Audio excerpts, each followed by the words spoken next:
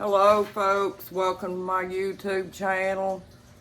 I'm back in here tonight and we're going to talk about the term stonewalling by the narcissist.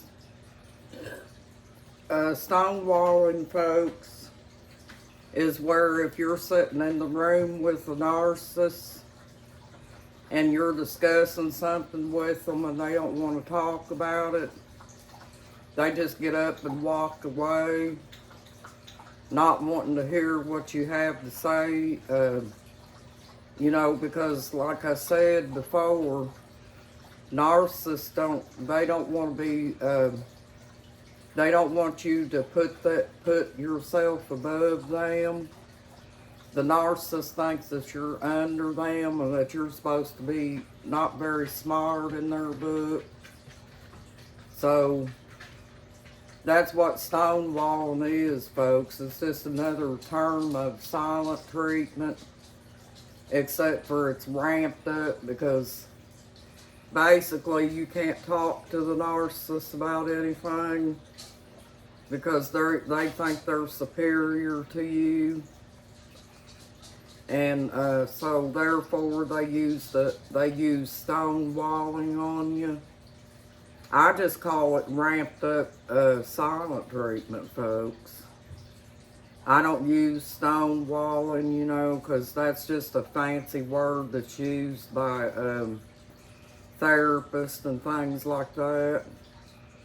But that's all stonewalling is, folks. You can use stonewalling on, like if you got friends and they're sitting there talking about something, that doesn't interest you, and you decide that you're going to get up and walk away.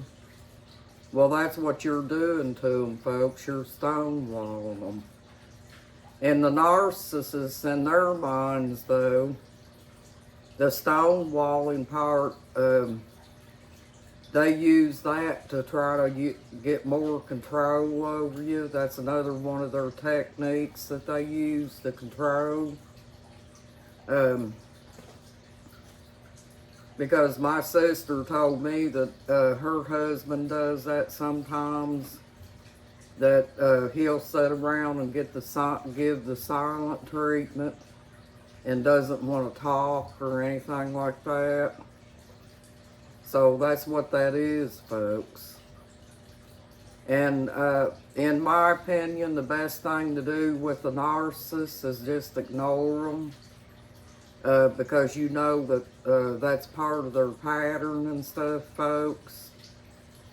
And, if you ignore them and go on about your business and act like that it doesn't bother you or whatever, eventually the narcissist will come out of the stonewalling and the silent treatment thing because they see that it's not affecting you or anything. But if you're with a malignant narcissist or a psychopath, folks, and they're talking or something like that, don't get up and walk away from them, because those guys are very dangerous, and anything that they talk about and stuff, they want to be heard. And if you stonewall these guys, you're putting yourself at grave danger with them, because the psychopath and the malignant narcissists are higher on the spectrum, and they're a lot more dangerous than just the typical narcissist. So stonewalling would not be a good idea to use on these two guys, the malignant narcissist and the psychopath. But with just the regular narcissist, folks, that if you stonewall them, they just kind of more or less act like a little child that's pouting or whatever. Because the narcissist, just the typical narcissist, they're just like a child in a lot of ways, folks. But Yeah, that's what stonewalling is, folks. It's just a term for silent treatment, but it's ramped up. That's the way to look at stonewalling. That's how I look at it anyway, folks. I don't have all these fancy words for them. I just come out straight out and say what they are and everything, and tell you straight up how they are and things, folks. But the psychopath and the malignant narcissist will probably do this to you worse, folks. Because the psychopath and the malignant narcissist are two of the smart narcissists. And they don't want you to be above them. And so they will do whatever they want to with you and expect you to like what they're doing. And if you don't like what they're doing and you let them know that, folks, then you're tapping into their insecurity part, and they can get highly dangerous to you. But the narcissist is just not a healthy person, folks, in any way, shape, or form. And, you're not going to be able to live a normal life with them because of their mindset that they have, because of their pattern. It's very difficult to live with these guys. And also their relationships are very short term for the most part, because they move from one person to the other, especially the psychopath and the malignant narcissist, folks. Whenever they get with you, they had intended on doing all these things, folks, because that's what they do. That's the way they are. They're always going to be this way, and there's nothing you're going to do to change their behavior. You can't change them, and if you try changing them, it's a waste of time, folks, because they don't want to be changed.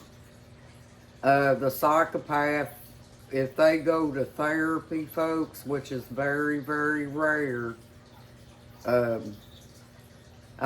may have to if they get in trouble with the law or something like that. But what they do is they go into the therapist and dominate them and lie to them constantly. They don't ever tell the therapist anything about themselves in the truthful way, so the therapist can help them. So basically, it's a waste of time for a psychopath to go to therapy because of the way they are. And their brain is wired so much different, folks. And they just can't, they can't live in reality like we do, folks. The psychopath lives in a big-time fantasy world. And they're also highly dangerous. They have zero empathy, zero love, and zero compassion, folks. And that's what makes them so dangerous. And anybody that's in these relationships usually wind up either hurt real bad or maybe possibly killed, folks. I survived some psychopathic relationships, and they're no fun. And I'm glad that I'm out of them, folks. And I'm hoping that you think about getting out of them by saving up your money,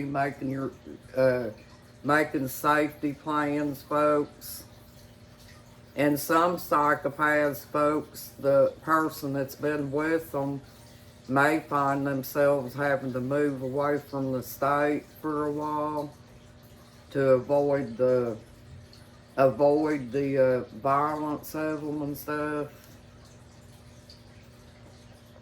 And yeah, they are very dangerous, folks. I think I had an ant crawling on me, folks. Them ants are so bad this year.